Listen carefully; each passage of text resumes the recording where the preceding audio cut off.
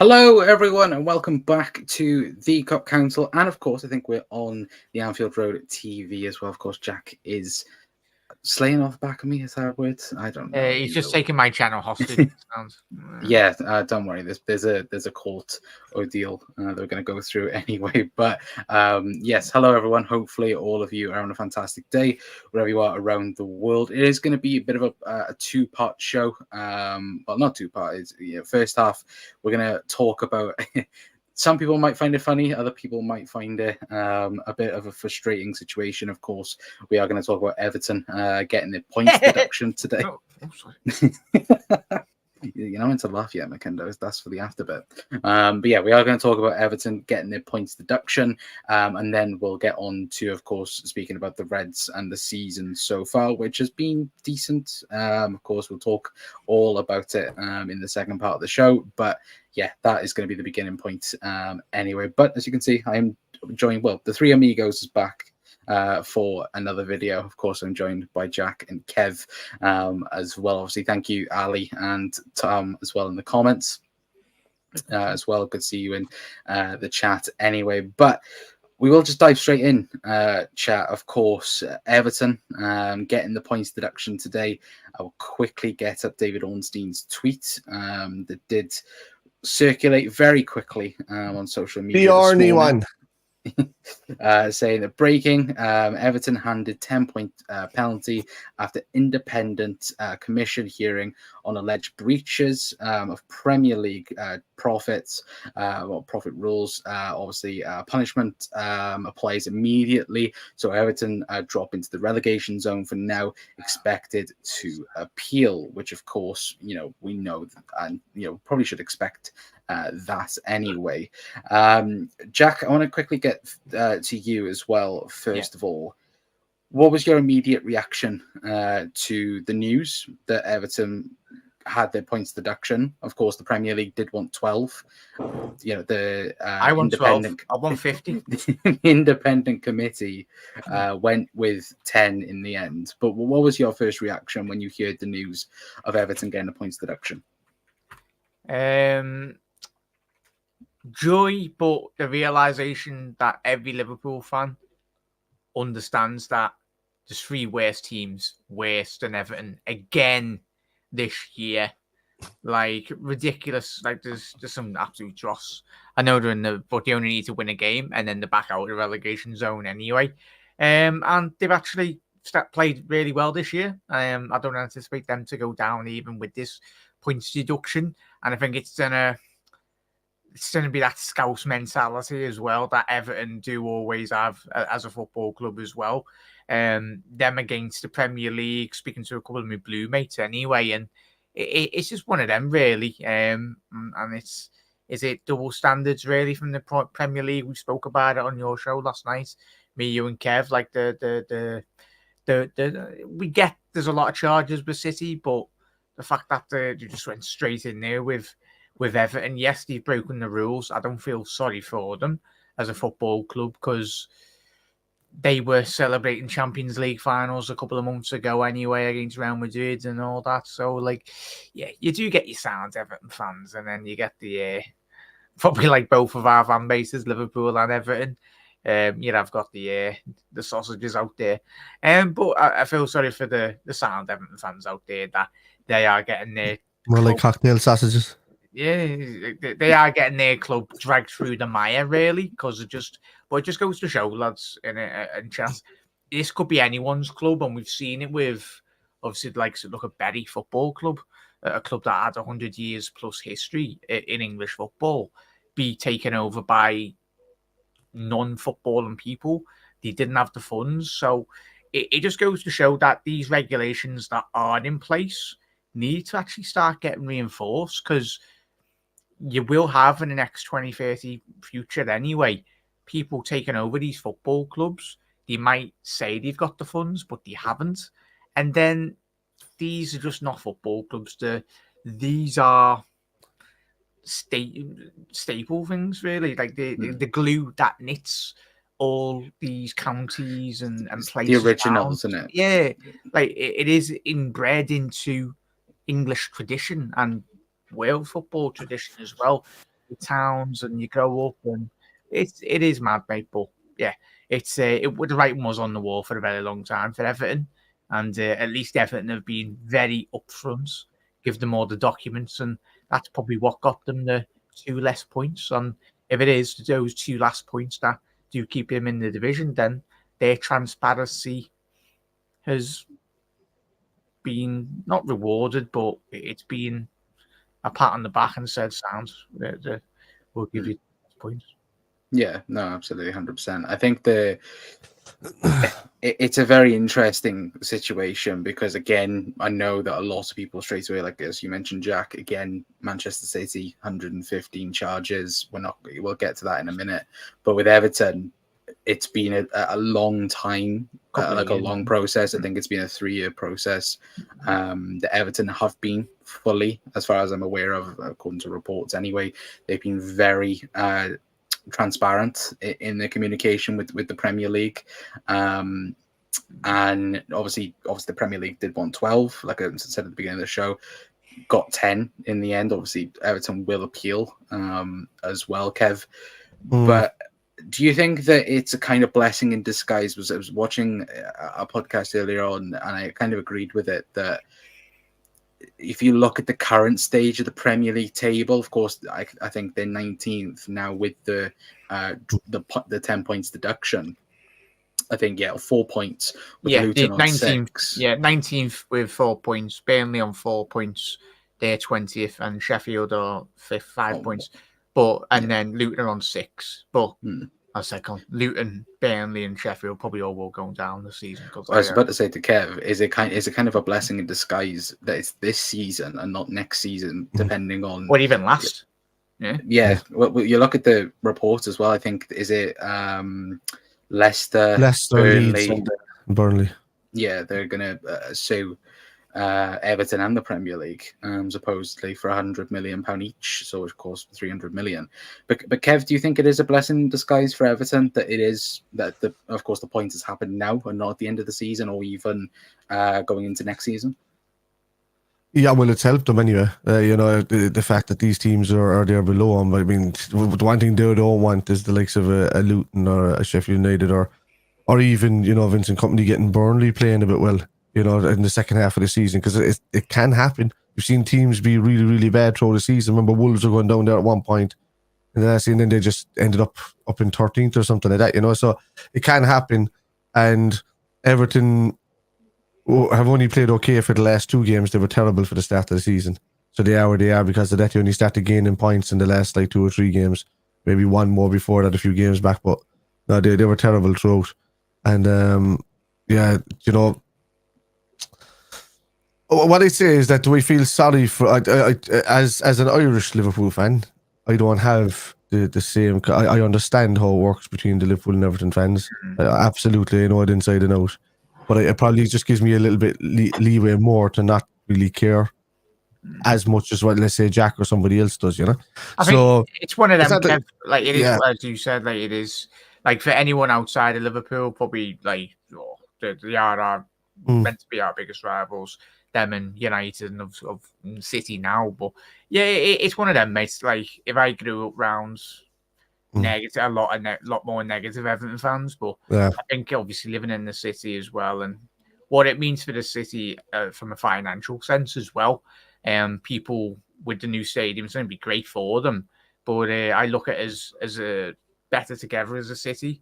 But as I said, I do say a lot of bitter things, but it's only good banter and to wound up our mate Tom or just a little jab. Both sides have jabs left, right, and right, but it's only friendly for me. Yeah, no, I completely understand that and I get it, but I have less leeway.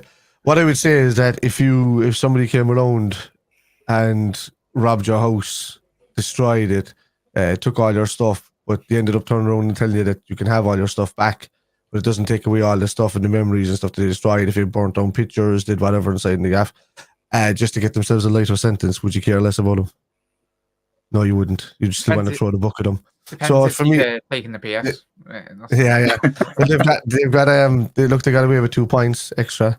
That 2 points could save them at the end of the season, but rightly so. If you cheat and you know you're cheating doing it, you get done. Like there's no way they sat there and said, "Oh, maybe if we just do it there over this next couple of seasons, they might notice it until the season after that or something like that." Or it's just if you go into it with that mindset or in the mindset to cheat, I can only see if Everton people are going on left, right, and centre about Man City and Chelsea not getting done yet and the whole lot. But you have to understand this Everton process started 2 years ago. It takes 2 years for these court sessions to come up, for these hearings to come up, for this to come up, to that, the arbitrators to come up. You have all of that to do. Man City will see the same process of time, so will Chelsea see the same process. The only difference there is that it'll take probably 3 months longer to go through all the books than it did for Everton. And that's all you're going to see added on. It'll still be like 2 years and 3 months or 6 months or something like that it'll happen. So, and it eventually will happen. And if Everton are after getting done 10 points for this, City are getting done for every season that they've cheated. I can guarantee you that now, because the Premier League are out for our people like this. They want the integrity back in the game, the reason why they started the league in the first place. They're out for blood. And they'll get done. And if they could end up outside the league. To be fair, I think somebody already did the maths, and from 2009, if, for example, if Man City are charged the exact same as Everton, I think it would mount up to 5 points a season, which of course would get you relegated every single season in every single division, which then asks the question of how far do they go down, which is all the way down to the bottom. I think in many people's opinion. I think with Chelsea it's a bit different. I think because, again, I'm not 100% sure on it, but I think offshore accounts was used quite a lot with the Roman Abramovich stuff. I'm not particularly sure on that, but again, that's hiding payments towards transfers. Again, Willian situation, that looks like that could be a huge amount of money. Like, I'm looking at something big here now. Well, look at Neymar. Like Neymar's, was it like 4 or 5 years after it was proven that Barca paid Neymar's dad like 100 million euros just to get him? Messi's dad was robbing. Messi's dad was robbing tax as well. Did he somehow escaped prison? I think. Like Messi did as well. Like, yeah. So wait, what years are going from? It's going from 2009, 2010, or 2008 and 2009, because Robinho came in 2008, didn't he, with Mark Hughes? 2009, I think the beginning point of it is. So if we're looking at that point in time, in 2009, 2010, Manchester United will get a title if Chelsea are done for that. It depends on how far back they're going with. I think if it's out, Liverpool and United will get similar. So I'm looking at this as we're going along now, because I mean this is really intriguing to me. So to be fair, I don't think Chelsea will get titles taken away from them. I think City will. If it's thing, I think Chelsea will have to pay a massive fine and might even get transfer banned for a couple of windows. But apart from that, I can't really see much else with Chelsea. But then, to be fair, I'm not entirely sure, because I think they're two separate things. Where do you stand, Con and Kevin and Chat? If, say, City were to get banned, because it's a lot. I've seen a lot of people when I've discussed this as well. People are like, "Oh, I'm not asked if we don't get the title." Like, it wouldn't mean like for me, I want to be seeing people rewarded or teams getting rewarded. The one thing that spoils it, of course, it will, but at the end of the day, if it's added, will be yet again, like when we had the COVID year where we didn't celebrate it. Like, that's taken away so many special memories that could have been. Like the John Stones clearance off the bloody line a couple of years ago, millimeters. Like, we all lived it as fans, and we knew every single season we were like, bloody City again. It's like, if they get done, hopefully they get done, even if it's half of those charges, as Kev said and you said, Con, and others, throw the bloody book at them. Like, they should not be allowed to function as a football club for the next 50 years, mate. Because look at this. It's damaging. Right. This stuff here that I'm looking at, sorry, Jack. Look at this stuff here. Right? So I'm looking at here. So if Chelsea, because if City get a harsh takedown and Chelsea are found even guilty for a few of these seasons, let's say take 2014-15 for example. Chelsea finished top in 2014-15. It was the year Klopp came in, right? So 2015. So then you had Manchester City second. So if the two of them were to lose the spots in that season, you would have Arsenal winning the league, United second, Spurs third, and Liverpool fourth. Now, Liverpool finished sixth that season, which means they missed out on Champions League revenue. So then all of a sudden you have Liverpool suing, you have Spurs suing, you have definitely Manchester United suing, because they were probably the other team that came second the most. Lots of revenue, next to us, lots and lots of it. So City could easily be done here for about £2 billion. It just, in my opinion, it just throws the integrity out of football. Like, because what's the last 15, 16 years been all about? Like, it's been like, even when, you know, you had Manchester United in the 90s and 2000s dominating English football. You had, you know, us growing up, you know, we had Man United, you know, and me and Makenda growing up, you had United winning everything. Then it was the era of Chelsea coming in, and then you had Manchester City coming in, and then you have the odd title fight like Leicester, for example. Like, look how Leicester won the Premier League. That is pure football. That's magical. Yeah. Like, that is football at its purest form. Like, that's another funny thing. If Chelsea get done for the 2016-2017 season, Spurs will have a title. That'd be good, to be fair, if that had happened. But it is a reminder, though, that again, I think, as you said, Kev, it has taken a while for Everton to, you know, for this to happen. Of course, City is still looking at it. We'll get to everyone's comments in a minute as well, I will say.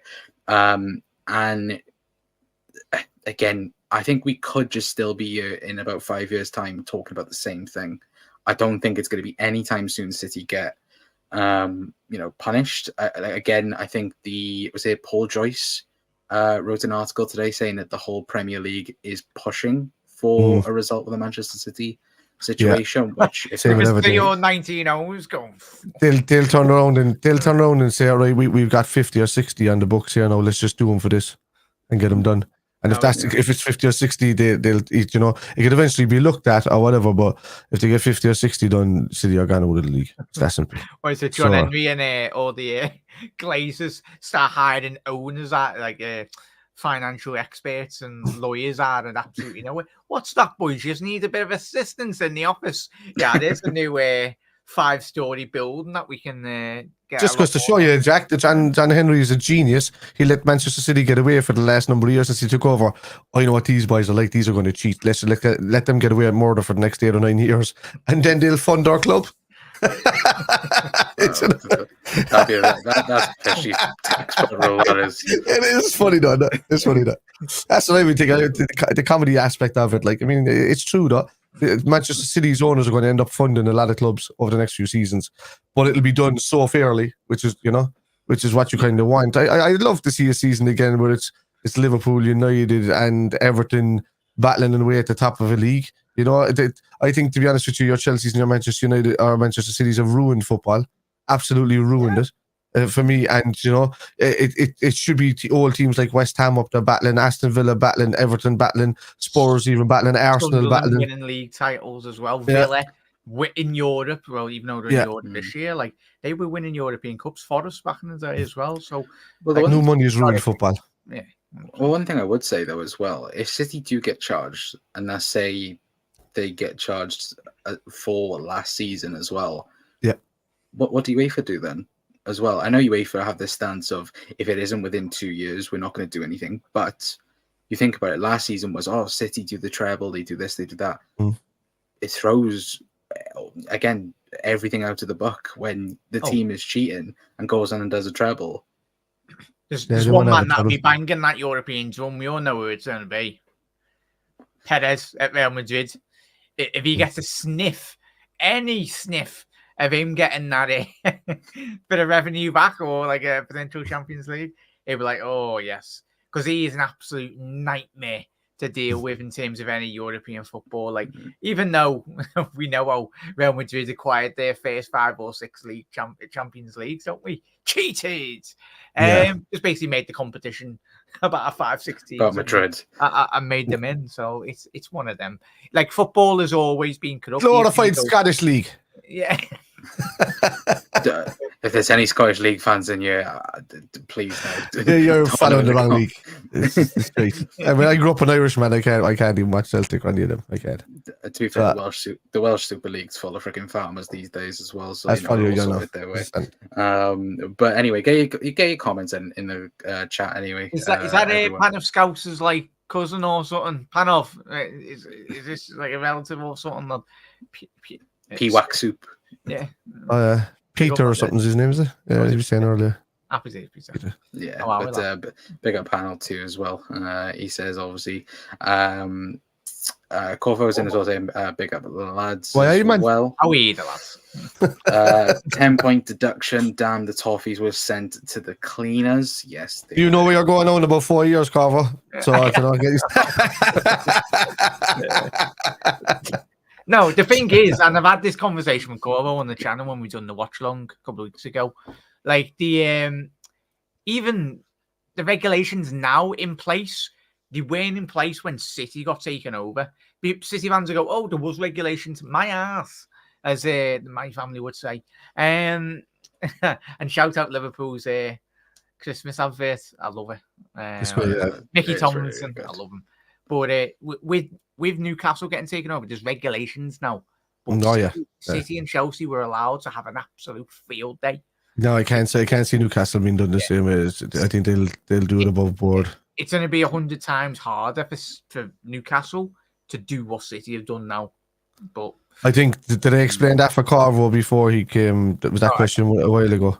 Because I was just saying it's going to take 2 or 3 years for that Corvo because of the amount of.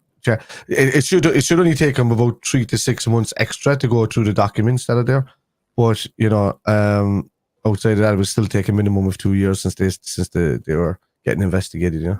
So that was everything was investigated from 2 years ago and got done. Big up Chas. Proper rats. To be honest, I'm not a big fan of Lucho. His end product ain't that good. He's just a trick pony. To be fair, he scored 2 banging goals last night against Allison. Yeah. So he's playing. He doesn't. Klopp doesn't play a Luis Diaz system. To be fair, I think I know why that comment's come about with the recent links with Barca for some reason. So, yeah, for some reason Lucho's dad just decided to speak about Lucho liking Barcelona. Which... can we talk about dads doing interviews for their sons that are footballers? If my dad, I'd absolutely rage at him, lads. I'd be like, get off. Like, fair enough, Aaron Ramsdale's dad's going on podcast and shout out to podcast and all that. But surely anything you say will get misconstrued in the media world as it always does. But just if I was Ramsdale, I'd be just telling his dad just to shut up. To be fair, I did like the thing about the Nintendo Switch thing. Like Ramsdale, have you not seen it? That he'd have his Nintendo Switch ready at halftime to get himself like out of the game, and then when he finishes it at halftime, would then be ready for the game. It's the most stupid thing I think I've ever footballer. He does the same with the banter with the fans or something. He gets himself in his zone, and then he says before he knows it, it's halftime. I'm like, dude, you're playing. These are the moments you remember actually on the pitch. When you finish your career, you're going to say, "Was I there?" It's you can't. I get the fact though, if it's like a boring game or whether or not he doesn't have to do anything for 90 minutes. But like, got Liverpool at Anfield, and he's just like they with like half the cop just like taking the mick, and it's just like all of a sudden Liverpool go on. No wonder Granit Xhaka left that changing room. He probably grabbed him by his shirt and went, "Lad, just get off your bloody Mario Kart. We're not asked." Like if I see that in my dressing room or whatnot, or like any Liverpool players, Van Dijk could be volleying that into the widow, mate. That Nintendo. So to be fair, I think everyone at the start of the season was like, I wonder why they have signed Raya to replace Ramsdale. No wonder if the interviews things are true. He's getting an Xbox 360 out at half time, is he? And plugging it into the Ramsdale. I don't mean to be cheeky either, but he kind of reminds me like he's similar to James McLean. No, I think it seems a slightly not in the realm of normal thinking. So I don't know if the dude's ever been tested for the spectrum, but he just doesn't seem to be saying like. How could you say stuff like that and just think it's normal? It makes zero sense to anybody. Some footballers do have personalities, though, don't they? Yeah. You look at there was so many. What was I thinking of? But there was an interview I think got translated with Donnarumma before he moved, and obviously get that move to Paris Saint-Germain. Like you do listen to some. Look at Sterling's interview before he left Liverpool. Like my man had the Rolex to go on. Would it be Northwest tonight and an appeal for the move? It's like, come on, man. Like To be fair, we all knew in Stoke away he wanted that move. Oh, Like that was the most obvious thing going. Like he didn't need an interview for it. It was the most blatant thing. He wanted to leave Liverpool. And he wanted to go to Manchester City. remember sat there eating my tea as well. I was like, you cheeky little boy. Greedy rat. Pan saying, to be fair, I don't care too much about Everton anymore as much as I used to, as their fan base has become more toxic over the years. I think they need to go down. I think they need to go down just to kind of learn how to come back up. They've never been down. Isn't it them and Arsenal that's never been relegated? Arsenal, Villa. Arsenal. Oh, no, Villa went down, yeah. Villa went down, yeah. Are we talking Premier League or are we just talking? Just overall? No, well, it doesn't matter which league it is because it's the same honours, you know. So the Premier League is exactly the same honour as the old lady. So yeah, it's the same honour. It's just a different looking trophy. Same as the World Cup was the Jules Rimet. You know, it's a different thing, but it's still the same honour. You know? Football wasn't invented in '92 to everyone that goes on about league titles. Just saying that. Anyway, I'll teach Andy. I let him come at me, man. I'll teach him any lesson on football history straight away. Don't say that they're pulling out of the headlock again. I don't know what that's for. Cover evening integrity. The Premier League since when? Yeah, since never. To be fair, mate. They have to though. They have to start showing it, and they are going for the gun. They are going for the jugular lately. So hopefully they do the same to City. If they don't do the same to City, they should be disbanded, kicked out, and the league, the FA should take back over and do something again with a new version of the league again. So you know. Big up Ozan saying, big up lads, yo Spider. Ozan, come back. How are you, man? What about Burnley, Leeds United and Leicester City? They that got relegated. 100 million. That's the thing, isn't it? £100 million each. They haven't even got 20 quid to rub together. To be fair, didn't Leeds just change owners as well? Didn't they get bought by the 49ers in NFL, whoever owns them? Was it Leeds that were like financing like their stadium, or someone was? Who was it in the Championship that was financing their stadium like for a deal? Might have been Leeds. Was it Leeds? I think it was. They were literally putting that asset on the table. It was crazy, man. Like when you think about it, it was like that. Who did they sign from the Bundesliga and it didn't work out and they had to pay them compensation for a contract? Was it Leeds as well with that? So I think it was anyway. Man City banned, they will pull out the brown envelopes to change that. Yeah, absolutely, 100%. Up to 115 brown envelopes each. No, offensive in the Royal Mail, that Christ. No, 150 lawyers. Yeah, that's what that's for. Big up lads in chat as well. Big up now. That was Jack. How are the lads? Good evening, Geordie. Hopefully doing well, mate. Let me quickly scroll down. Hit the likes button, please. Yeah, if you could. Again, appreciate it. What else do we have? Let me quickly scroll down because StreamYard doesn't want to work. There we go. Both Chelsea and Man United have already gotten massive fines this year because of FFP breaches. Chelsea got €10 million, and then Everton 10 points deduction. What is the thinking? I think the Chelsea one was more immediate, that they were just caught spark outright, and it was out there for everybody to see. But I think I think Everton has been investigated for a while now, even though the books, and they were upfront with the books, as I said before, regardless of how upfront and how transparent they are. You know, somebody who robs your house to get a shorter sentence will tell you where everything is, and that's just the be all and end all of how that ends. This Chelsea's been investigated for a lot more than that at the moment. You know, back to Roman Abramovich days. This is more recent, that 10 million stuff. Yeah, absolutely. Big up Eamon as well. Hopefully doing well, mate. Saying if you break the rules, you pay the consequences. No sympathy from me, but there should be a scale on what punishment for what was done as well. Yeah, 100%. I think again it goes back to what we said earlier on. If City do get proven guilty for all 15 charges, what happens? Because they do, you know, again, like we said, it's not only Premier League, it's UEFA will also then get onto the back of that. It's, you know, You even The only think thing about of the UEFA thing is the court of arbitration, whether they'll be able to block that, because they can't do it in the Premier League, but they can do it in Europe. So we see. we think about it as well. FIFA will get involved as well because City take part in the Club World Cup, don't they, in December? So again, that's another competition, and another organisation that would get involved in that as well. But yeah, again, it wouldn't surprise me though if FIFA love the money, as we know. Yeah, World Cup in Qatar.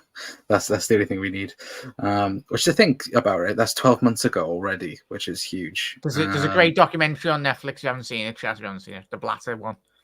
Yeah. Like everyone at the time when that happened, when he threw the money, the comedian, everyone laughed at him and thought it was a joke.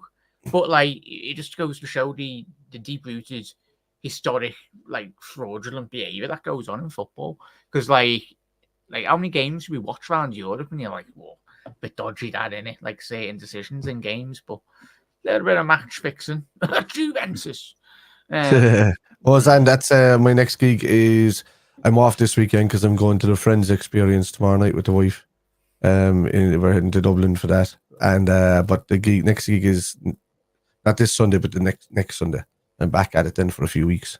You need to live stream a gig, like set up a camera. And yeah, we are doing. I mean, we're going to be doing an album launch coming up fairly soon, and that's probably going to be in Sea Church, so there'll be tickets on sale for that when that goes out, because that's all our own music. It's not just the cover stuff, lads. Like we write our own stuff as well, so that's going to be a whole gig of our original music, maybe with some of our best rewritten covers kind of in between them. We'll see, but it should be like a good 2.5 hour show. So if anybody wants tickets for that, they can let me know, and they can pop down to Sea Church, which is a lovely place in Ballycotton in Cork. It's an old church that's been converted into a theatre. It's lovely. So you get more people there than the Etihad, so just saying. Yeah. No, I mean all the big wigs play. You know, Coronas play there, the Blizzards play there. You know, you two have done an intimate gig there. There's a lot of people that play there, and you know, our bass player is very good with the people there as well. So yeah, absolutely. Pick up North. North as well. Good seeing you. Saying for the rules are the rules, but as long as it's across the whole Prem and Manny doesn't talk, yeah. That's what everybody's worried about. Everybody's saying the same thing, but just in slightly different ways. Please don't let Man City get away with it. Please don't let Chelsea get away with it. That's what everybody's saying. Don't be screwing these clubs over and then leaving these guys get away with it. There's too many American owners in the Premier League for. We know what Americans are like. They love the sport, but they like to do it the right way as well, even though they've cheated in the past Is anyone British owned in the Premier League? Oh, probably. Yeah, Crystal Palace, isn't it? Is he British? No, I thought Paris American. No, Parish. Is he American, is he? Yeah. There's probably the Brighton, Tony Bloom. Oh, yeah. Tony Bloom. He's a English businessman, isn't he? Spurs still English, or is it? It's just English? Levy does Levy doesn't own Tottenham, does he? He doesn't know he owns a bit of it, or part of it or something, doesn't he? Yeah. Chatham, no. Oh yeah, Brentford. Yeah. But yeah, when you do look at it, it's a rare thing, isn't it? The fact that British owned clubs. Luton as well. Is Luton British owned? Yes, probably. Yeah. So yeah, Luton, Sheffield United, maybe. It was when the Premier League, as we mentioned before, boys, like the amount of money that come in. Like if you think about it, if you had a Premier League club, then you probably sold it for what, under 200 million, and you look at it now. Like the average Premier League team, if like you're a mid-table team, you could look to 300 to 500 million. You could easily get if they are a fully established Premier League team as well. Well, what was it? Chelsea, 35? Was it 35 years ago? 30 years ago? Pounds? Yeah. So again, I don't think you'll ever see anything like that now. I don't think. But maybe if they ever get into liquidation or something. But... Or City. Because there's a conversation as well with City that's going to be having to be held, I think, in the next the end of the season, definitely, is the club that they own in Spain as well. Girona. Yeah, of course, I think they're top of La Liga at the minute. Yeah, and of course, they own a majority stake in that, which, of course, they can't own them and Manchester City at the same time if they both play Champions League. So whether or not they'll sell that or whether or not they'll just liquidate the shares. Or just pass it off to a family member. Yeah, either way. To buy it. Probably that's how they'll get around with it. So Yeah, was it City's next lawyers paychecks? It's just like, yeah, just sell it full of them anyway. But I always thought that the Prem organization should regulate, apply the law, revise and take responsibility for the way the Premier League is being run. Yeah, I was just going to say as well, us being Liverpool fans as well, go back on our videos when we were trying to do the Super League. Like, the Premier League shit the bed. Sorry, pardon my French. What's that on? 20 minutes. You're fine. They did, in relation to the Big Six. They bowed down to the Big Six. All of us got a slap on the wrist from the Premier League as an organisation. And that's where everyone outside top six and the lower down the Prem are going. Like, they say, like, it's, if you're going to start throwing the book, be consistent as well. And I say that about if our club was doing it as well, if we were done for wrongdoings in terms of financials and breaking the laws, it shouldn't just be one case for one and one rule for another. That's what you and Kevin chat were alluding to with Everton as well. Like, you've set the precedent now. Like, and that's where Everton fans, the anger's coming from, which is understandable.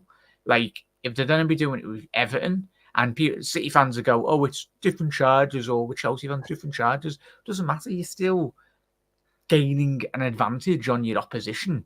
And then when you've got fans up and down the country paying £100 per ticket, on average now in the Premier League to go and then travelling all that way, it's ridiculous. The irony of all of this, Jack, is the irony of all of this is that Everton cheated, spent more than they were supposed to cheat, and then ended up having 2 relegation battles in a row. So, maybe that was punishment enough for them. I don't know, but yeah. Would you say that it's all stemmed from the Martinez days, from that successful-ish period where they were competitive, mid-table, probably top of mid-table, and were fighting? Ancelotti did better than Martinez, didn't he? He had him on top. No, yeah, he did. But what I'm saying is, do you think that it's a knockoff effect of that? Yeah, maybe. Oh, didn't Koeman spend 200 million and then got a red Christmas tree and they were fuming? They spent, I blame Big Sam. They spent 200 million on 6 attacking midfielders and didn't have a striker for the season. Like Daily Klassen, mate. What were they doing? It was 20, 30 million for him. Yeah. Come on, Daily Klassen. To be fair though, before we do quickly move on as well, I think I was looking earlier on. They haven't made any money back, I think, in the last 6 years of big signings. And if they have, it's been very minimal in what they've got back as a return, which, again, as we know, and we kick off about Liverpool selling players for profit instead of a free. Again, I don't think that will ever be a thing Liverpool will have to worry about. The only player that they have got, could you imagine if they didn't get the Richarlison money, boys? Wow. Anthony Gordon was the other one. Oh, and Gordon as well. If you didn't get that money, Corvo, why are you financing the Ev, mate? I'll be having words with you later. But yeah, it's and they bought Alex Iwobi for 30-odd billion. Yeah, but then they let him go on a free to Fulham, didn't they? They needed him off the wage bill as well, so ridiculous. Big up there, Storm. Hope you're well, matey. It won't be only moved on because of the situation. Just to try and lower the money in time for the sell Pickford to the Championship anyway. So. Well, one last thing I'll ask you quickly: if Everton do get relegated, do they get rid of Dyche? Well, can they afford to get rid of Dyche? Well, Dyche might stay, but I think every player will jump ship, bar maybe somebody like Pickford or somebody who's kind of, or players that probably won't make it in the Premier League anyway outside Everton. So I don't know. Keane might stay there. Pickford might hang around, but you probably see him jumping up a league though. He's too good to probably stay in the Championship. Who would you say, Kev? Quick fire, Connor, Chas.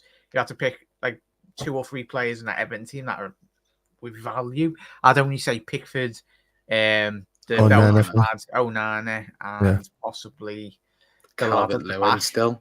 Braithwaite. No, he's too injury prone. I'd say Braithwaite. I think you can get about 30 million for Calvert-Lewin. In today's stupid market, again, English striker. Crystal Palace, you probably got to Crystal Palace or somebody like that. Connor, he hasn't. He's been playing with 1 foot or like He one has leg been for the playing last with couple one of foot, years. and I agree he should not be anywhere near that. But no. I think Everton could force it out of some I random. liked Tarkowski when he was at Burnley. It just again is too old now, isn't he? Yes, you know. To be able to be so I think- for anything else. Yeah, I'd say Pickford, Braithwaite, and Onana really the main ones that they got left. To be fair, I do think though it is. To be fair, I do think as well though. Kind of like how much do you think Onana could go for? Nana, it's 35 at the moment, 40. 35, 45 million. Hmm. It depends who's buying him. If it's a Fulham, if they sell Parlinia, then they'll probably whack a crazy bidding for him or something. And I think he couldn't turn that down. A London club as well. The Bright Lights of London probably would go there. I'm just going to say it now. It wouldn't surprise me if he goes to Man United in the next year or two. Over Casemiro, because they're going to United are going to try and offload Casemiro now. He's gone to the Dogs. Well, it's Casemiro and Varane, isn't it? They're supposedly in January are off to Saudi. So, so right, you got their maestro midfield, Amrabat. I never said he was an half-decent one. And Mason Mount. I'd Mason Mount to that story. As well. Yeah, I still think though you put those two players on the clap and they become 10 times better than what they are now. 100%. And that's the difference. So yeah. Yes, the Holland or the Dutch PE teacher. There we go. I think that's the best way to put it anyway. But big up Jay as well. Hopefully doing well, mate. The sideline as well. Big up. Hopefully doing well. Everton net spend last 5 years is actually very low, only negative 28.95 million. I know that, but you look back at I think about 2 years back that as well. It's bad, I think, for Everton as well. Well, to be fair, in comparison to Man United, minus 699.51 million. That's mad, to be fair. But the thing is, they've always had that though. Yeah, like they can allow that as we've already mentioned last night on last night's stream. Like they make that probably within a month of a year probably in terms of their structure. But we don't want to go on another tangent. Go and check it out with our rant yesterday anyway. But 100%. But we will move on to the second part of the video anyway, guys. Obviously, to move away from Everton, we're going to talk about Liverpool season so far. Of course, obviously mid-season review in some aspects. Of course, it is the last international break, I think, before March. I think so. Of course, this will be the time in the period where we should know what Liverpool are fighting for this season, whether or not it's going to be a title, whether or not it's going to be top four. But of course, so far, second in the league, doing well in the EFL Cup, pretty much qualified in Europa League as well. Of course, I think we just need a point to win the group. Oh, don't jinx it now, Connor. I swear we bottled this Europa League. And then when you go, we don't want the Europa League. It's like, we do want the Europa League. It's a European Cup. Well, not the European Cup. I'm just not saying that. It's still a major trophy. Yeah, some clubs out there haven't got a European Cup. Imagine being one of them. We know those clubs.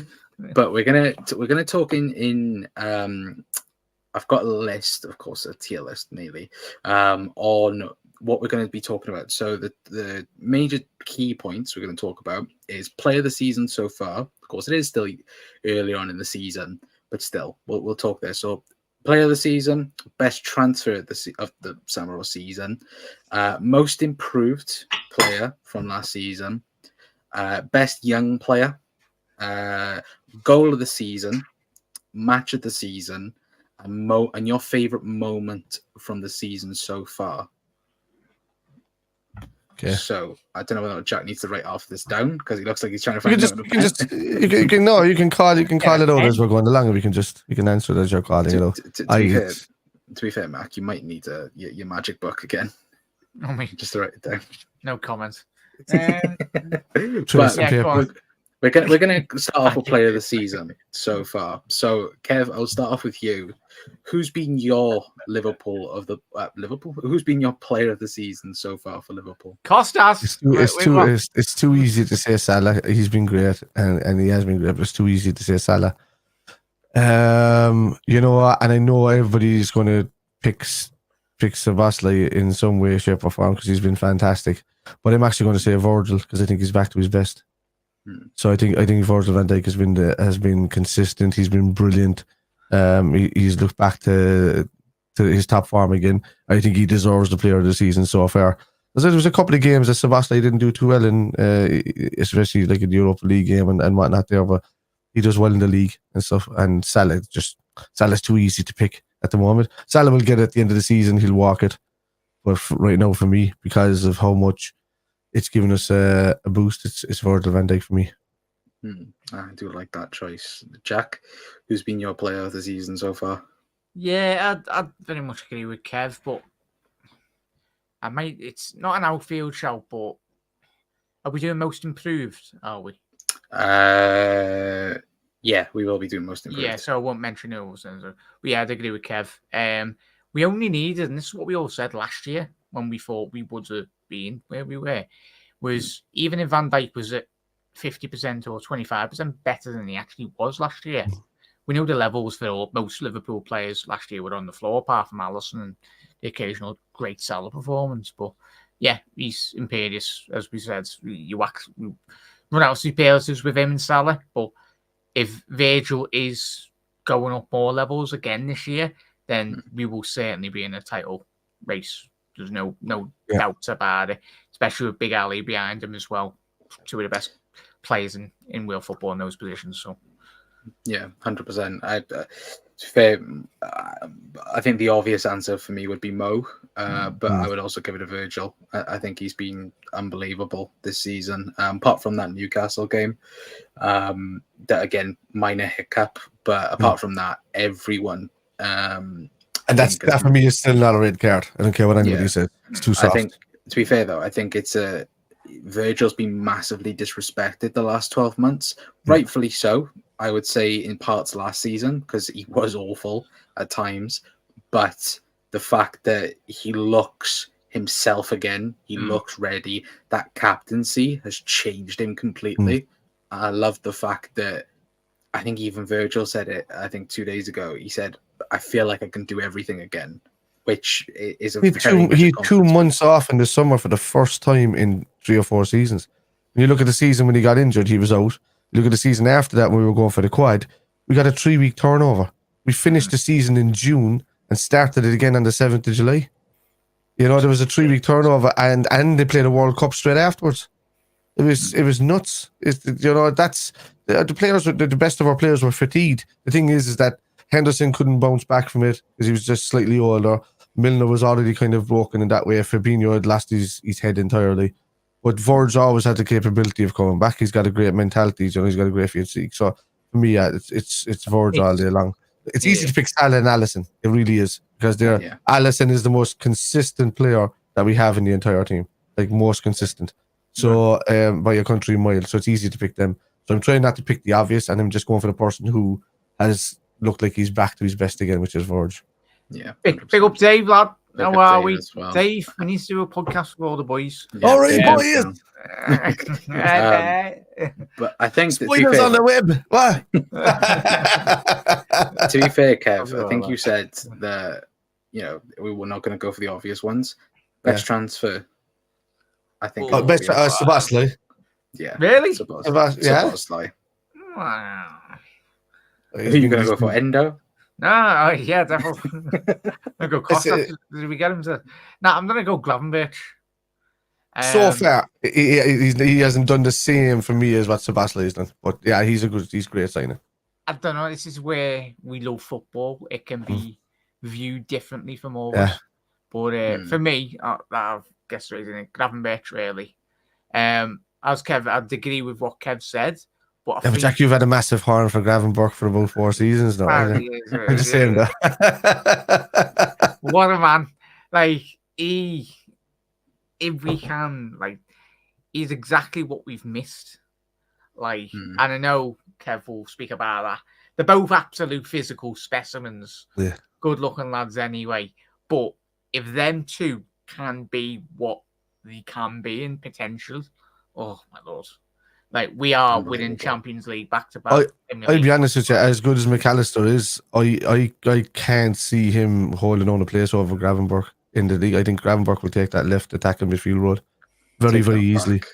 I love Mac is McAllister. I love him. I think he's great, and I think if he is played in that position and he's taking the defensive duties off him, the same as I've been saying about Trent for years, then you'll see a lot more because cutting pass wise, Mac is probably the best player we have in the team for cutting a pass through midfields and at the edge of defense. He's probably the best player we have for doing it. Him and Thiago are probably very good at doing it, but Thiago is never available anymore. I think it all depends. I just think it's such a great headache to have Maka and Gravenberg fighting for that spot, and to have Kurt. Well, we'll talk about Curtis Jones in a minute. Again, but at the moment, please pass. Sorry there, boys, and chat. Wish Mark a happy birthday. Mark, you kept that quiet, lads. Happy birthday, mate. And hope you got spoiled. Happy birthday, Mark. Yeah, happy birthday. What is it? Yeah, everyone, please put like happy birthday and a load of like. And guess his age as well, chat. Sorry, Mark. God's sake. But yeah, put balloons in the comments as well, guys. We could as well. So we've gone player of the season, we've gone best transfer. We'll go most improved player this season. Go on then. Curtis Jones. He stepped up for me completely. I might sound stupid, but I've gone Joe Gomez. No, he's been great as well. But for me, Curtis Jones has stepped up since the last 8 months for me, and I was one of his biggest critics. So What are we saying now, boys and chat? The bar, as I've already said before, the bar was on the floor last year. So this could have been anyone, really. Yeah. Like Van Dijk. Van Dijk is that was the most obvious choice. Yeah. Most of it, like some of the stuff we see Van Dijk doing breakdancing in Old Trafford last season as well. Yeah, I would have put him maybe another show as well. Darwin Núñez in this. I think he's still doing the same thing. But he was, he was doing that last year. It's just that people had the blinkers closed. Like they just weren't seeing.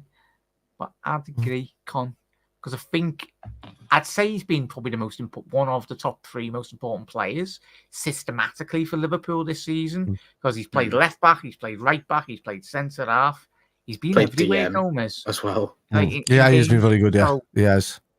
He was my second. He was my close second. It's just because he hasn't played in as much games as what Jones did in the last 6 to 8 months. That's the reason why I went with Jones.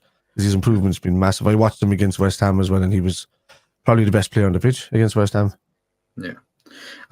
So we'll go from that to best young player. I don't think there's much of a list here because again, by young, define Connor. Is it under 21 or are we allowing a 23-year-old in this? 21 and under. I'm not doing under 23. Not doing the stupid like PFL. the dodgy Ballon d'Or. Like I'm just going to shout Harvey Elliott. He's been so instrumental off the bench in every game he's come off. Not starting wise, but coming off the bench, he's been phenomenal for me. Yeah. So Harvey was mine. Yeah, I think he's been brilliant when he's been called upon. Struggled a little bit when he's played, but yeah. Look at Luton. Like I think he's not David Fairclough for no scoring goals. I'll go with Kwanzaa as Matthias. Yeah, very good. Yeah, that's a good show as well. Yeah, I'd say the fact that he can play centre half. He's my most excitable player. Yeah, that is. We all spoke about in the summer, didn't we, boys? And everyone done plenty of shows. Did Liverpool need to go out and spend 70, 80 million on Chilwell but we've got. I'm not saying he's on the level of Chilwell, but you've got a player there, Kwanzaa, who potentially could be an easy 50, 60 million pound player. But I'd say, when you are at a football club like Liverpool, the stature of us, if you're young enough, you're good enough. Look at Michael Owen when he broke through, and the list is absolutely endless. If you're good enough, and the most frustrating player, not that he's not played well or whatnot, this year is Bajcetic. I wanted to see Bajcetic this season. Get in there, mix it up. That goal against Villa last season when he burst onto the scene for Liverpool. You know me, I'm not a big avid watcher of the under 21s. That's probably my own fault, really. But he was well respected in the academy. But when he broke in, that says a lot about him. But hopefully we do see. But yeah, Matthias, I'd agree with you there, mate, for me, with Kwanzaa. Yeah, absolutely, 100%. Again, I think we'd all say Liverpool saved themselves, 60, 70 million on a centre-back in that way as well. But goal of the season so far, gents. I'm going to shout one out. Oh, Darwin Núñez, second goal against Newcastle. sorry, Newcastle lads in the chat. Sorry. Sorry, shout. Yeah. Darwizzy owns St James's Park. Just saying. Sorry. I think. Kev, you got a goal in mind, or we all? Yeah, I mean, I know Sebastian had a rocket, but still, no. If I go for importance and no, I can't see anything past the Nunez goal. Really. If anyone else has a goal in mind, please put the game in as well. Yeah. Then There's probably one There's probably one standing out that we can't think of right now, but Darwin Núñez against Newcastle will be me because those two finishes was Jota made a run in the game there a couple of weeks ago, didn't he? It was lovely. Yeah, the Jota goal last week was good. That was probably a great strike. Oh yeah, that probably surprised me. Yeah, but how many? We're waiting for that Joel Matip goal, aren't we? We've been waiting for about 6 years. He's going to go on some Beckenbauer like run from the back and then just absolutely sit everyone on their ass and then bang it in top corner. I swear his last goal like that was against Leeds at Anfield, was it? Back in the quadruple season. You can see that every 10 yards he makes on the pitch, he shits himself more. It's like, it's like a centre half.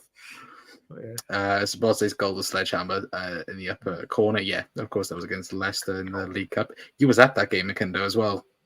Yeah, very fortunate enough. I said, Sue said to me, mate, Chloe, said, just watch this, lad. Come on, just change the game. And he did. Jota's goal in the Europa is one I'm referring to. Yeah, that was a really, really good goal. Yeah, it was a good goal. So we'll leave it there. There's few contenders. If anyone else has any other goal in mind as well, then do mention it. But we'll go with match of the season so far. What's been your favourite match? It's going to be the Newcastle game. We've had exciting games this season, though, haven't we? But we're all getting... It's when we're getting sent down to 9 men just to help.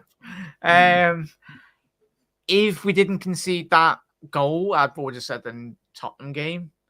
Just because how absolute madness it was, even though I agree, boys. I think Newcastle is up there, but I do think that Spurs game as well showed mentality. That Liverpool, as we knew, was back in some shape or form. Again, we didn't win, but we should have.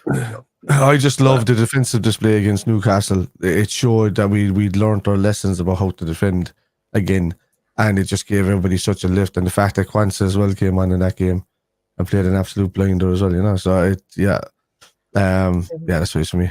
Shout out the Bournemouth game as well. We absolutely battered them, but we got a red card in that game as well. And Liverpool of the last couple of years, when we haven't been close with City, would have just absolutely folded, or the old Liverpool would have folded. But as you said there, lads, and just it's that mentality. And we're a young squad this year, but if we can get that ingrained already in this squad, and if you're an opposition team, you see in Liverpool, like we were playing with 9 men against Tottenham, and he was struggling. Like that says a lot about the mentality, really. Big up there, Bri. Evening, Bri. I think everyone's gonna go with Newcastle as well for that. And the last one that I have on the list, favorite moment of the season so far. So it doesn't have to be a game. It doesn't have to be anything like that. It could be a moment in a certain game. It could be a goal. It could be anything. Can I say the Everton Chargers today? You could do, but I think that's a bit. Sorry. City Chargers. Oh wait. Oh, hang on. Might be waiting a couple of years. That happened a few years ago. I don't know. Have you got one? I'm looking at it. There's a few. We've been spoiled a bit this season with a good few moments.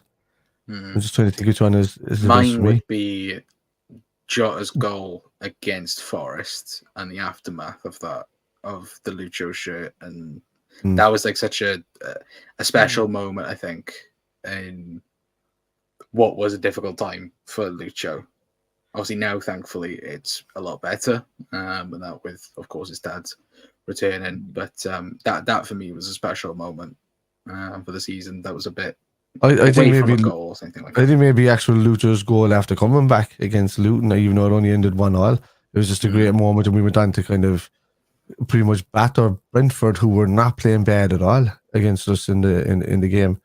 So I'd say that was a kind of a turning point moment, kind of up the team spirit again a good bit, And you see what we did when we went on from that. We had a pretty much bad week that week, and if we're having a bad week and still getting draws and maybe taking a loss away in what probably the team considers a meaningless game in Toulouse, knowing that they'll just come back and put the young fellas out and win 2 games, I just think the mindset wasn't in the right place, and I think that moment kind of changed it a bit for me, for the main squad, and it showed against Brentford we were really up for it. It was a very easy game in what should have been a very, very difficult game.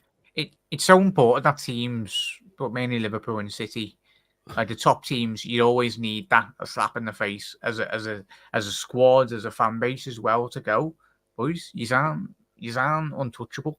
And if a team comes toe to toe with you, then and that's what does my head in as well every time you do watch, because we are everyone's Champions League. This is what it is with Liverpool. Look at Toulouse, as Kev alluded to. We go abroad, we are the big team occasion, really. But yeah, I'd agree with the Diaz one at Luton there with Kev, mate. But yeah, that's the thing, and thankfully it's happened. We've had a couple of shocks this year, but it's good to have them sometimes. My favourite moment is when Joe Gomez is going to bang one in from 35 yards into a top corner at some point. From the right hand side, when he goes out to the cross on the ball and it just bends goes into the top corner. He's standing there kind of going, I've only been here about 15 years and I scored a goal. Like a proper David Beckham, whack of the ball. Didn't he score? Was it this year or last year? And it got disallowed. I swear he scored in Europe. Was it this year? No, that was Kwanzaa. No. Kwanzaa got it done there in the last couple of weeks. He got a goal disallowed. Or was it the Leicester game? He did score, I think, in the no, I think it was the 1920 season where the one where we won the league. I think he scored a goal, but he was given offside, and it was it was a banging goal. But again, the fact he hasn't scored one goal in his entire career is if he saves it for us winning the Champions League or Premier League, players in their careers have that. If he gets remembered in Anfield folklore in a couple of years when he's won a couple more league titles as well, and his only goal is when at the Etihad next week. If that's the goal that helps Liverpool win the title, then I'll tell you earlier what's after happening this season. Nothing has changed. Liverpool are still playing as fairly as what they did the last couple of seasons. They're just getting easily done.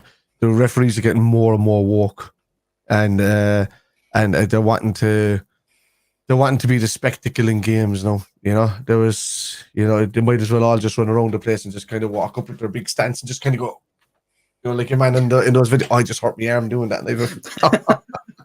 It's calm that, Kev.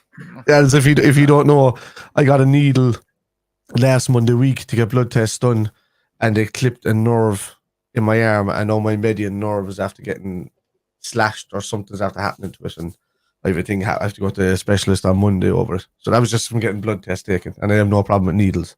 It's just that, they gave me a big boo boo, and I'll give them a big boo boo back if it's not repairable. It's time to sue, Kev. Yeah, I think so. Time to go. Marseille Allison's goal was outstanding for the club. That was that was beyond football. As the lads have alluded to with the Lucho. Another moment that deserved the crowd. Yeah, it's one of them, and it's just all we have special moments as a fan base and as players.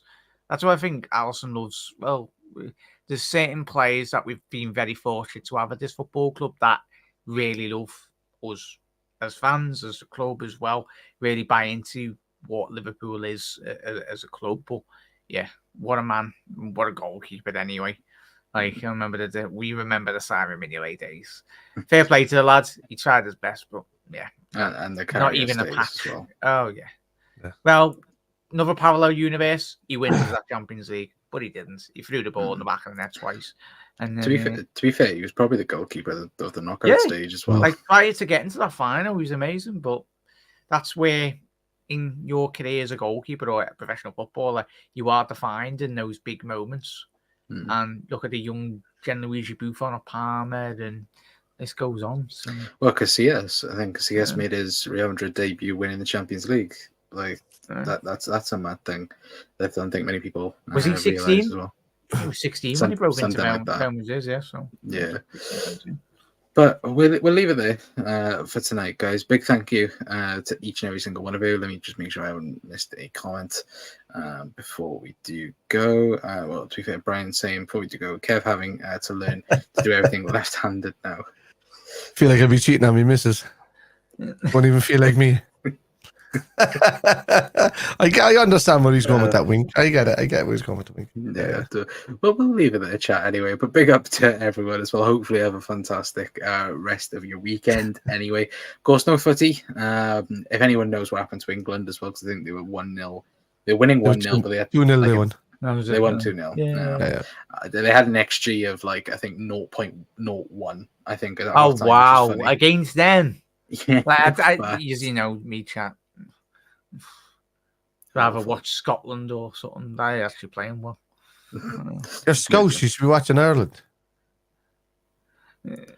No, to be fair, just don't watch international football. It's so bad. Scottish and Ireland, yeah. But anyway, guys, hopefully have a fantastic rest of your weekend as well. Of course, we might be live over the weekend. It might be myself, Kev, or Jack as well. And even still, if we don't see you over the weekend, have a good weekend without the footy. Go and enjoy. If I don't see it through the week, I see it through the window. Through the window, lad. Through the window. And till next time, we'll see you then. Ta-ra.